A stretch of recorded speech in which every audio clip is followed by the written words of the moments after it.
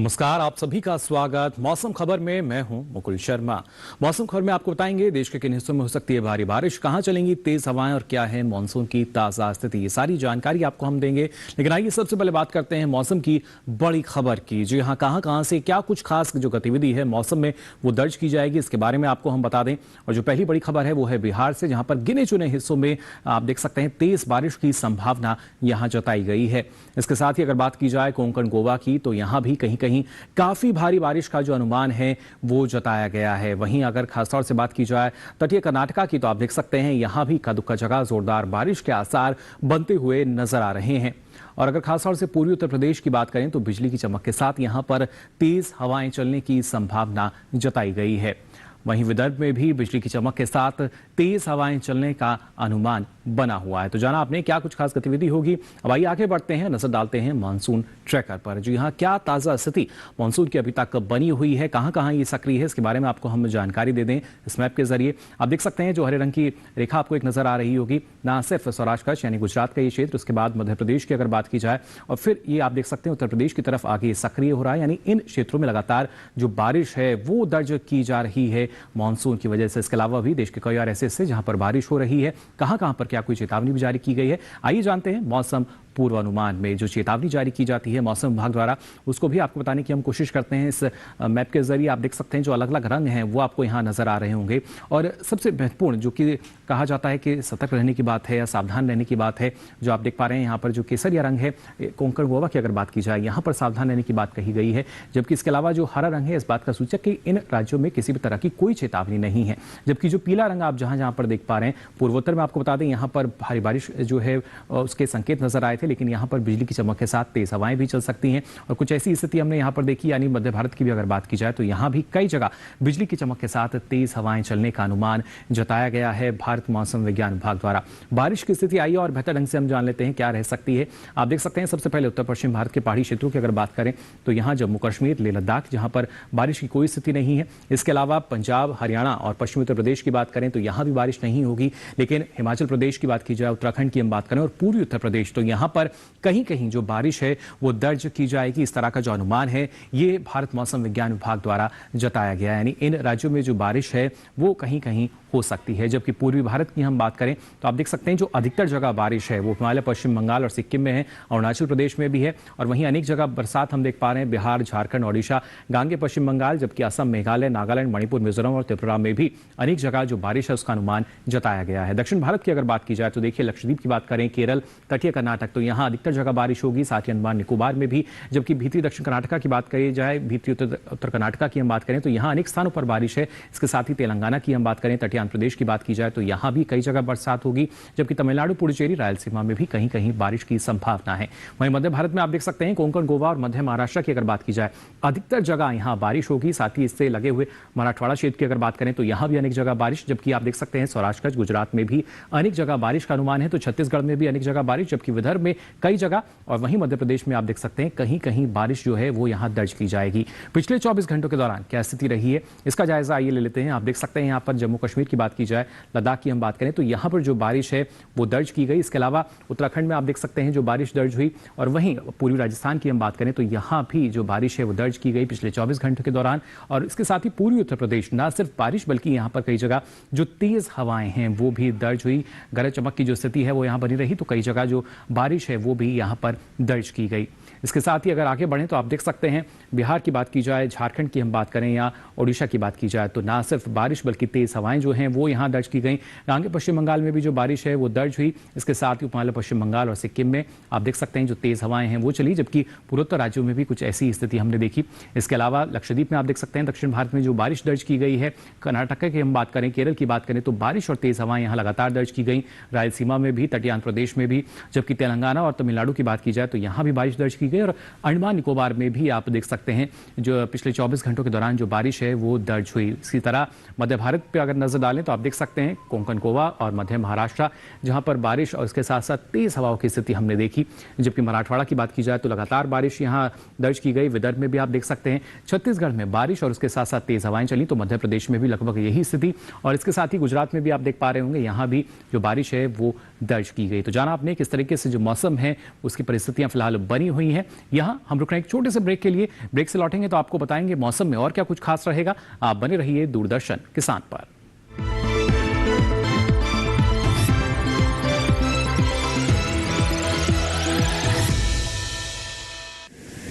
माँ कब आएगा? अभी आएगा। अरे बोलो ना माँ, कब आएगा? बोला ना, अभी आ जाएगा। ये ले, आ गया कुआं। अरे कुआं नहीं माँ, हमारे घर नल से जल कब आएगा? नल से जल? अरे गुड्डी, बहुत जल्दी आएगा पानी। जल जीवन मिशन आ चुका है। हम 1 कदम उठाएंगे तो सरकार 10 कदम उठाएगी। सच? तुम्हारे मुंह में घी शक्कर। घी शक्कर नहीं माँ, स्वच्छ जल। 2024 तक देश के सभी 19 करोड़ घरों में पहुंचेगा पीने का साफ पानी। अब होगा हर घर जल। जल जीवन मिशन, जल शक्ति मंत्रालय, भारत सरकार।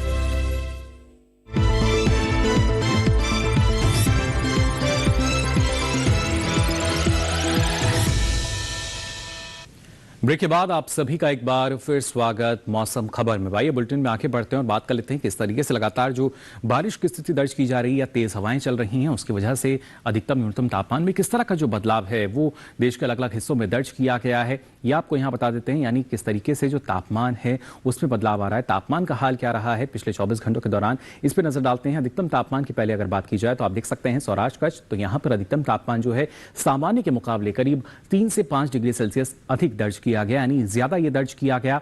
और इसके बाद अगर नजर डालते हैं हम बिहार और झारखंड पर, तो आप देख सकते हैं यहाँ भी करीब 1 से 3 डिग्री सेल्सियस अधिक रहा है अधिकतम तापमान यहाँ पर सामान्य तापमान के मुकाबले। जबकि अगर बात करते हैं यहाँ पर हम केरल, तमिलनाडु, पुडुचेरी की, तेलंगाना, तटीय आंध्र प्रदेश, तो आप देख सकते हैं यहाँ भी ये अधिक रहा है 1 से 3 डिग्री सेल्सियस अधिकतम तापमान सामान्य तापमान के मुकाबले। लगातार जो बदलाव है वो इसमें देखा गया है। और सीधे तौर पर अगर देखा जाए जो बदलाव आ रहा है वो न सिर्फ यहाँ पर बल्कि गुजरात की हम बात करें, मध्य महाराष्ट्र की अगर बात की जाए, और साथ ही आप विदर्भ में भी देख सकते हैं यहाँ भी अधिकतम तापमान जो है उसमें इजाफा दर्ज किया गया है करीब 1 से 3 डिग्री सेल्सियस का पिछले 24 घंटों के दौरान। जबकि अगर जम्मू कश्मीर की हम बात करते हैं, लेह लद्दाख की अगर बात की जाए, तो यहाँ आप देख सकते हैं जो अधिकतम तापमान है उसमें कमी दर्ज की गई है, करीब 5 डिग्री सेल्सियस ये कम दर्ज किया गया है, गिरावट इसमें देखी गई है।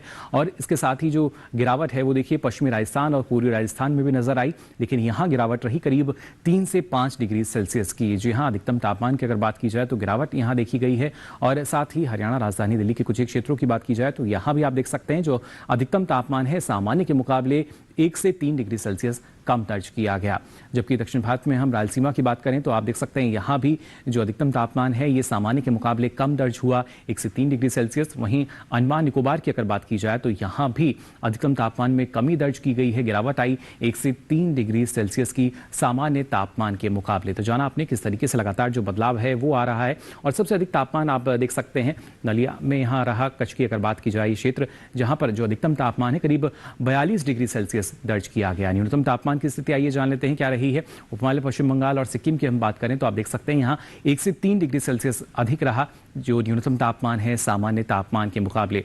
अमूमन जो स्थिति देखते हैं उससे अलग ये स्थिति हम कह सकते हैं, क्योंकि सामान्य स्थिति से अलग हम देख पा रहे हैं जो इजाफा है इसमें दर्ज किया गया। और सबसे कम तापमान देखिए पश्चिमी मध्य प्रदेश के खरगोन में दर्ज हुआ, तापमान रहा 16.8 डिग्री सेल्सियस। तो जाना आपने किस तरीके से जो बदलाव है वो लगातार तापमान में देखा जा रहा है। लेकिन प्रमुख शहरों की अगर हम बात करते हैं तो ना सिर्फ अधिकतम तापमान बल्कि न्यूनतम तापमान भी क्या क्या दर्ज हुआ है आइए इस पर भी डालते हैं नजर।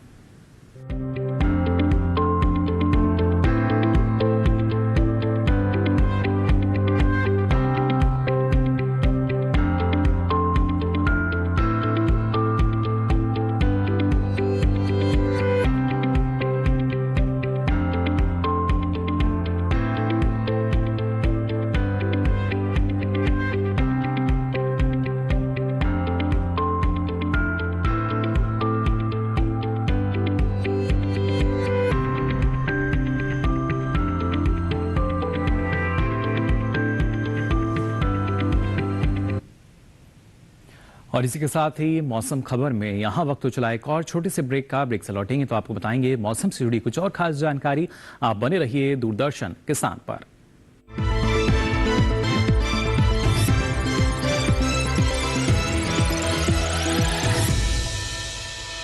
जानेंगे क्या है किसानों का हाल। हम पहुंचेंगे आपके गांव। मिलेगा सरकारी योजनाओं का ज्ञान। जब लगेगी चौपाल, देखिए चौपाल चर्चा सोमवार से शुक्रवार सुबह 9 बजे सिर्फ दूरदर्शन किसान पर।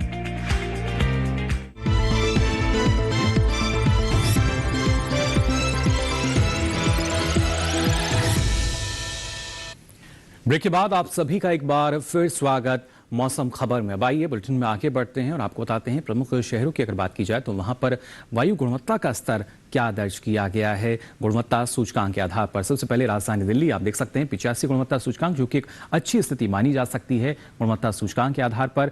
लखनऊ की बात की जाए तो 198 दर्ज किया गया, जो कि बिल्कुल सीमा पर है संतोषजनक श्रेणी में। तो जान लिया आपने क्या स्थिति रही है। पटना की भी अगर बात करें 144 दर्ज किया गया, जो कि संतोषजनक श्रेणी वायु गुणवत्ता सूचकांक के आधार पर, यानी वायु जो है किस तरीके से प्रदूषित रही या नहीं। हैदराबाद की अगर बात करें तो ये 85 दर्ज किया गया, जो कि एक अच्छी श्रेणी हम मान सकते हैं वायु प्रदूषण की। अगर खासतौर से बात करें बेंगलुरु की बात की जाए तो ये 54 दर्ज किया गया गुणवत्ता सूचकांक, जो कि एक अच्छी स्थिति में हमें यहाँ नजर आया।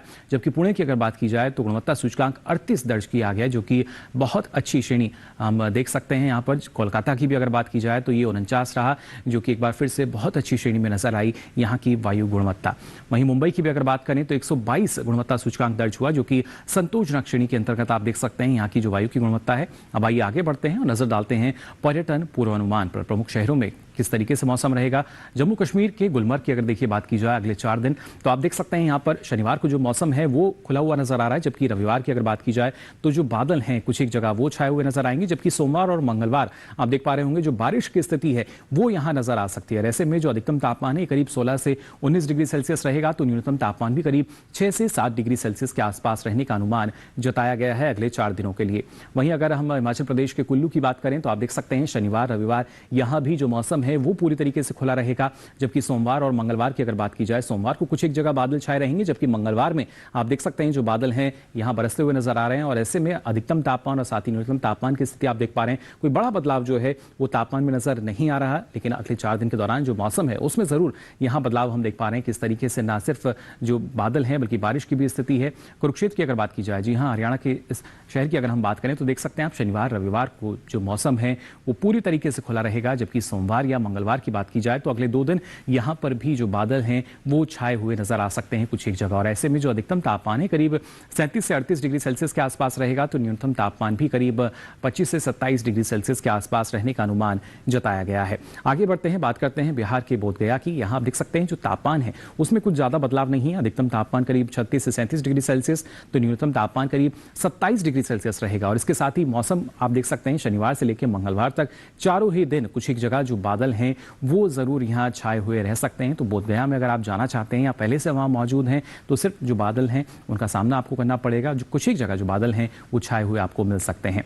ओडिशा के पुरी की अगर हम बात करें तो आप देख सकते हैं शनिवार को यहाँ बारिश की स्थिति नजर आ रही है। जबकि रविवार सोमवार 2 दिन ना सिर्फ गरज चमक के साथ जो बौछारें हैं वो कुछ जगह पड़ सकती हैं, जबकि मंगलवार में एक बार फिर से जो बारिश है वो कई स्थानों पर नजर आ रही है। और ऐसे में जो अधिकतम तापमान है देखिए करीब 32 से 33 डिग्री सेल्सियस के आसपास ये रह सकता है। वहीं न्यूनतम तापमान आप देख पा रहे होंगे ये 27 डिग्री सेल्सियस के आसपास रहने का अनुमान जताया गया है।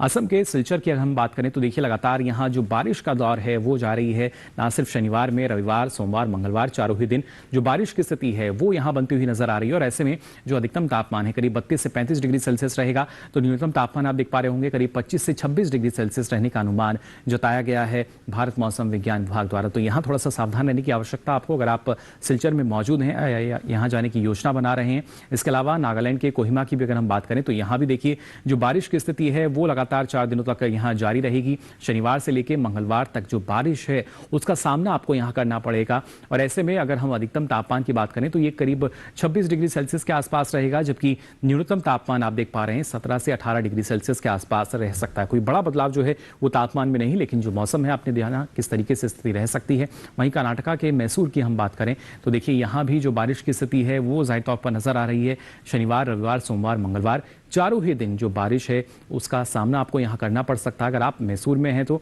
और ऐसे में जो अधिकतम तापमान है करीब 29 डिग्री सेल्सियस रहेगा, जबकि न्यूनतम तापमान करीब 21 डिग्री सेल्सियस रहने का अनुमान जताया गया है। तो जान लिया आपने मैसूर में किस तरह का मौसम अगले 4 दिनों के दौरान आपको मिलेगा। तमिलनाडु के कन्याकुमारी की अगर बात की जाए, यहाँ देखिए किस तरह का मौसम है। चारों दिन यहाँ भी जो बारिश की स्थिति है वो बनती हुई नजर आ रही है। आप देख सकते हैं शनिवार, रविवार, सोमवार, मंगलवार जो बारिश है वो आपको यहाँ मिल सकती है। और ऐसे में जो अधिकतम तापमान है करीब 33 डिग्री सेल्सियस रहेगा, तो न्यूनतम तापमान जो है 25 डिग्री सेल्सियस रहने का अनुमान जताया गया। कोई जो बदलाव है वो तापमान में यहाँ पर नहीं है। और खासतौर से हम देख सकते हैं जो बारिश की स्थिति है वो भी यहाँ लगातार बनी रहेगी। वहीं राजस्थान के जोधपुर की अगर बात की जाए तो आप देख सकते हैं शनिवार से लेकर मंगलवार तक जो मौसम है वो पूरी तरीके से खुला रहेगा। और ऐसे में जो अधिकतम तापमान है आप देख सकते हैं करीब 41 से 42 डिग्री सेल्सियस के आसपास रह सकता है। और ऐसे में न्यूनतम तापमान जो है ये करीब 28 डिग्री सेल्सियस रहेगा। तो मौसम पूरी तरीके से खुला रहेगा, लेकिन थोड़ा सा जो गर्मी का सामना है वो जरूर आपको जोधपुर में यहाँ करना होगा। और इसी तरीके से जो मौसम प्रभावित करता है, फिर चाहे बारिश की बात की जाए, गर्मी की हम बात करें, सीधा फसलों पर भी इसका असर हम देखते हैं। लेकिन ऐसे में अगर किसान मौसम को जान ले, मौसम की सारी जानकारी उनके पास हो, तो मौसम को ध्यान में रखते हुए अलग अलग कृषि कार्य वो कर सकते हैं। कौन कौन से ऐसे कृषि कार्य हैं जिनको किसान अभी फिलहाल कर सकते हैं, आइए जान लेते हैं इस रिपोर्ट में। आंध्र प्रदेश में मक्के के खेत में सिंचाई करें। मक्के की कटाई कर सकते हैं, साथ ही उड़द के खेत में सिंचाई कर लें। यहाँ तिल के खेत में सिंचाई कर सकते हैं। किसान उड़द की कटाई करें, इसके साथ ही मूंगफली की खुदाई करते रहें। यही किसान बाजरे के खेत में सिंचाई कर लें। इस समय केले के बागों में सिंचाई करते रहें। आंध्र प्रदेश में धान में कीट लगने की संभावना है। ऐसे में धान में कीटों से बचाव के लिए कृषि विशेषज्ञों की सलाह से कीटनाशक छिड़कें। आंध्र प्रदेश में काबुली चने की कटाई कर लें, वहीं गन्ने की रोपाई कर सकते हैं। अभी टमाटर के खेत में सिंचाई करते रहें। इसके अलावा बैंगन के खेत में सिंचाई कर सकते हैं। आंध्र प्रदेश में मूंग की बुआई करने का सही समय है। कर्नाटक में गन्ने की रोपाई कर सकते हैं। यहाँ बैंगन की रोपाई के लिए समय उचित है।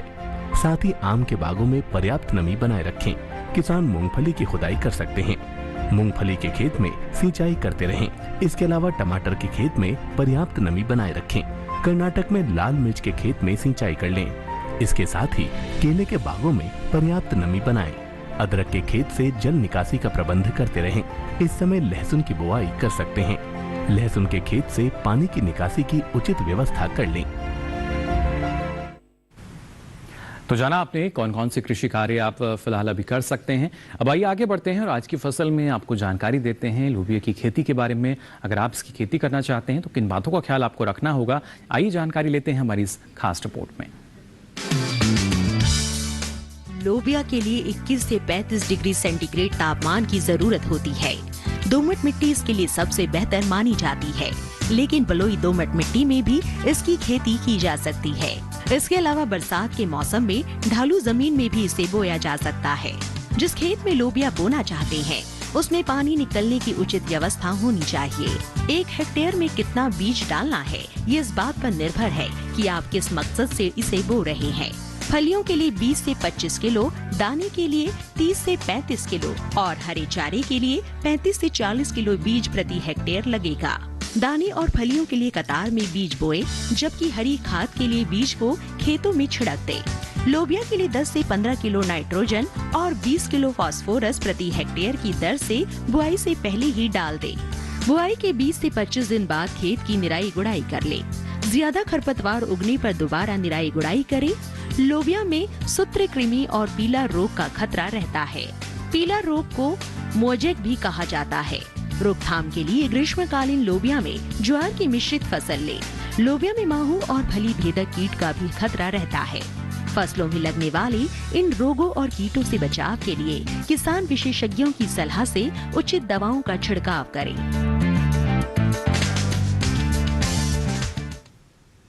तो जाना आपने इस मौसम में भी कैसे बेहतर ढंग से आप खेती कर सकते हैं।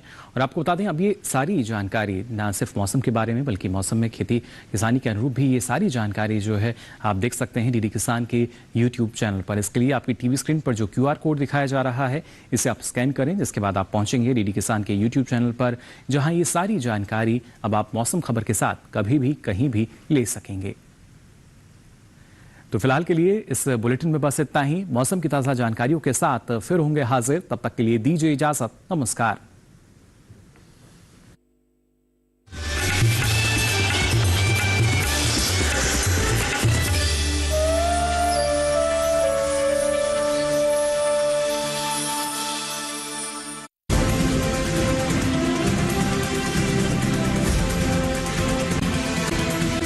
क्या आप जानते हैं, शरीर में कहीं गांठ का होना, पेट या सीने में हमेशा दर्द और घुटन महसूस करना, तेजी से वजन का कम होना आदि लक्षण कैंसर के हो सकते हैं। कैंसर जो करता है तन से अधिक मन पर असर। मिथकों से बचें, हकीकत जानें, जिंदगी को जिताएं, कैंसर को हराएं। कैंसर सर्वाइवर्स पर विशेष मन के हारे हार है, मन के जीते जीत। स्वस्थ किसान लाइव देखिए इस शनिवार शाम 6 से 7 बजे डीडी किसान पर। मन की बात है जन जन की, संघर्षों के कुछ किस्से, कहानी कुछ सफलताओं की, अनकही विरासत की, उम्मीदें नए भारत की। महीने के आखिरी रविवार का रहता है इंतजार मलयाचल के आंचल से विंध्याचल के आंगन तक, ब्रह्मपुत्र के घाट से हिमालय के विस्तार तक होती है मन की बात प्रधानमंत्री के साथ। तो सुनिए इस महीने 26 जून सुबह 11 बजे मन की बात आकाशवाणी और दूरदर्शन के सभी चैनलों पर। मन की बात के प्रादेशिक भाषाओं में अनुवाद का पुनः प्रसारण आप सुन सकते हैं रात 8 बजे आकाशवाणी और दूरदर्शन के सभी प्रादेशिक चैनलों पर। तो याद रखें, रविवार 26 जून सुबह 11 बजे मन की बात। जब बकरियां दिखने लगे सुस्त, आंख फड़के और खड़े होने में हो परेशानी, ऐसे में बकरी पालकों को बरतनी होगी सावधानी।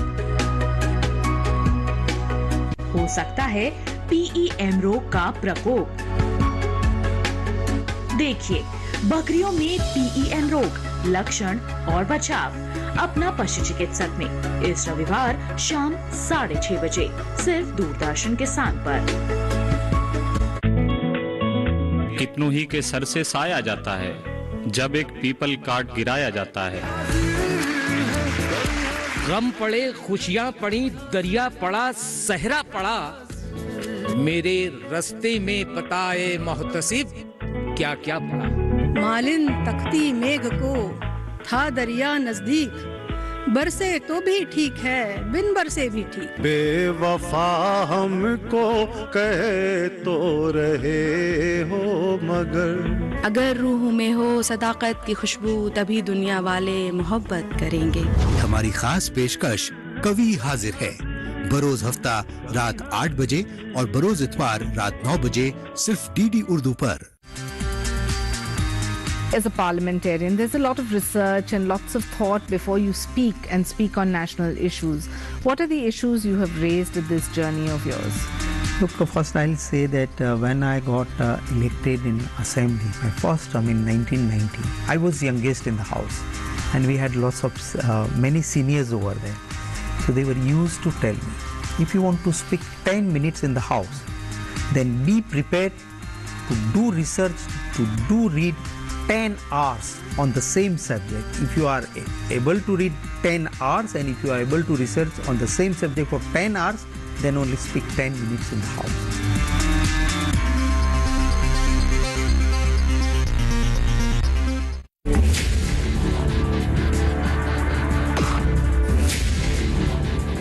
भोजन, जल और शुद्ध वातावरण हमारे जीवन का मुख्य आधार है और कृषि इसका मूल स्तंभ। पिछले 60 वर्षों में विज्ञान आधारित कृषि का व्यापक प्रसार हुआ है। साथ ही कृत्रिम संसाधनों के बढ़ते प्रयोग से कृषि की सतत क्षमता पर चिंताएं बढ़ी हैं। प्रधानमंत्री श्री नरेंद्र मोदी जी के दूरदर्शी नेतृत्व के अंतर्गत रसायन मुक्त जैविक खेती एक महत्वपूर्ण प्रयास है। रसायन मुक्त जैविक खेती को बढ़ावा देने के लिए 5 वर्ष पूर्व सरकार ने परंपरागत कृषि विकास योजना तथा उत्तर पूर्व भारत में जैविक मूल्य श्रृंखला योजनाएं आरंभ की। ऑर्गेनिक फार्मिंग को देश भर में बढ़ावा देने के लिए सरकार अनेक प्रयास कर रही है। इसके लिए परंपरागत कृषि विकास योजना के तहत काम किया जा रहा है। न सिर्फ ऑर्गेनिक फार्मिंग को बल दिया जा रहा है, बल्कि उसके लिए वैल्यू एडिशन और मार्केट की व्यवस्था भी की जा रही है। भारत सरकार एवं किसानों के सम्मिलित प्रयासों से आज देश के लगभग 36 लाख किसान 38 लाख हेक्टेयर क्षेत्र में जैविक खेती कर रहे हैं। इसके अतिरिक्त हमारे देश के अनेक ऐसे क्षेत्र हैं जहां आज भी पारंपरिक जैविक खेती हो रही है। इन पारंपरिक जैविक क्षेत्रों को जैविक प्रमाणीकरण सुलभ कराने हेतु पीजीएस के अंतर्गत लार्ज एरिया सर्टिफिकेट का प्रावधान किया गया है। इस प्रक्रिया की विशिष्टता ये है कि इसमें प्रमाणीकरण मात्र 2 से 3 महीनों में हो जाता है, जबकि सामान्य परिस्थितियों में इसमें 2 से 3 वर्ष का समय लगता है। अंडमान निकोबार केंद्र शासित प्रदेश के कार निकोबार एवं नैन काउरी द्वीप समूह देश के सर्वप्रथम ऐसे प्रमाणीकृत जैविक क्षेत्र हैं। अभी हाल ही में संपूर्ण लक्षद्वीप को जैविक खेती के रूप में प्रमाणित किया गया है। वर्ष 2016 में सिक्किम राज्य पूर्ण जैविक कृषि राज्य के रूप में प्रमाणित हो चुका है। सुदूर उत्तर में हिमालय श्रृंखला के बीच स्थित लद्दाख ने भी पूर्ण जैविक के लक्ष्य की ओर बढ़ना शुरू कर दिया है। जैविक उत्पादों को बाजार सुलभ कराने तथा किसानों की उपभोक्ताओं तक पहुंच बनाने के लिए एक समर्पित जैविक खेती पोर्टल भी बनाया गया है। जैविक खेती पोर्टल के जानकारी मंच और विपणन मंच के माध्यम से किसानों को उच्च गुणवत्ता उत्पादन तथा बाजार उपलब्ध कराया जा रहा है। आशा है देश के सभी राज्य अपने जैविक क्षेत्रों का विस्तार करेंगे और देश में जैविक कृषि क्रांति को मजबूत करने में योगदान देंगे।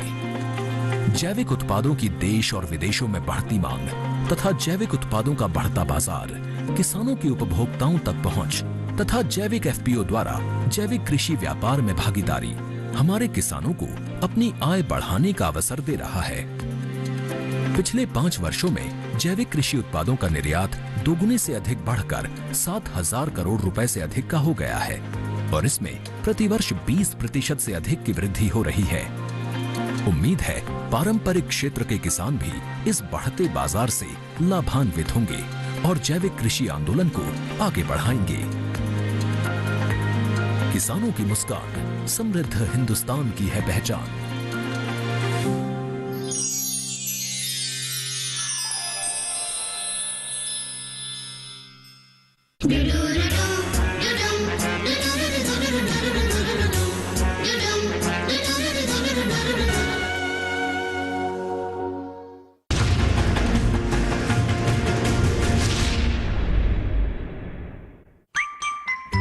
खूबसूरत एहसासों को संजोते पिरोते ये मासूम नटखट हमारे साथी, उछलते कूदते दिल की बात कह जाएं, इनसे जुड़ी कई बातें, कुछ सच कुछ अफवाहें। जानिए हमारे साथ हमारे नए शो में my pet my best friend forever, हर रविवार शाम 7 बजे डीडी नेशनल पर।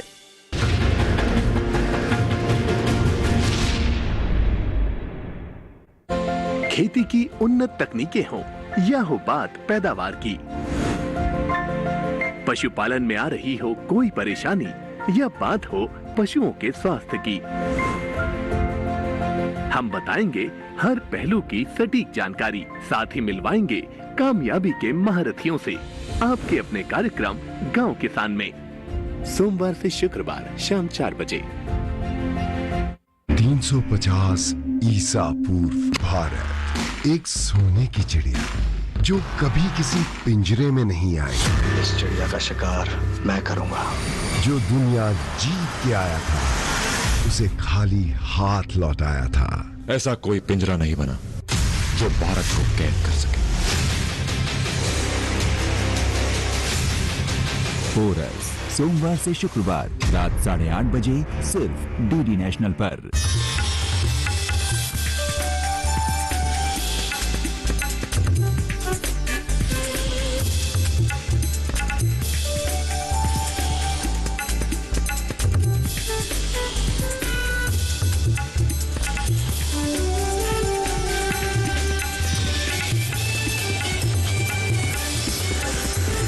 डीडी किसान, बदलते भारत की शान।